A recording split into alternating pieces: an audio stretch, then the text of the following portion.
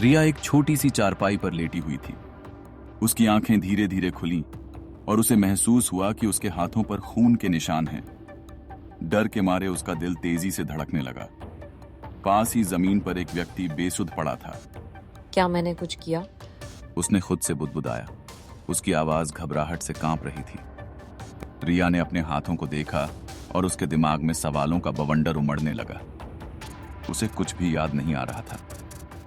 ये कैसे हो सकता है? उसने खुद को समझाने की कोशिश की, लेकिन उसकी आवाज में आत्मविश्वास की कमी थी।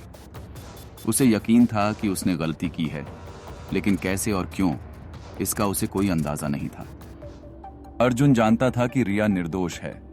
उसने अपनी आंखों से देखा था कि किसी ने रिया को फंसाने की कोशिश की थी। मुझे रिया को ये बताना होगा, उसने खुद से कहा। लेकिन रिया के पुलिस के सामने आत्मसमर्पण की तैयारी ने उसे और चिंतित कर दिया। अर्जुन कमरे में दाखिल हुआ, जहां रिया बैठी थी। रिया तुमने कुछ नहीं किया है।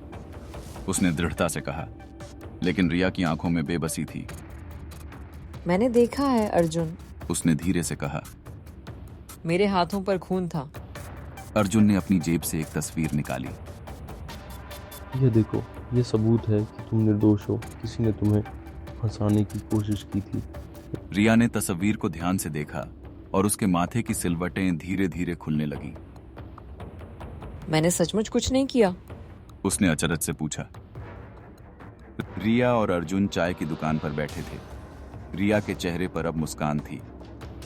सच्चाई हमेशा सामने आती है, अर्जुन ने कहा। रिया ने सिर हिलाया।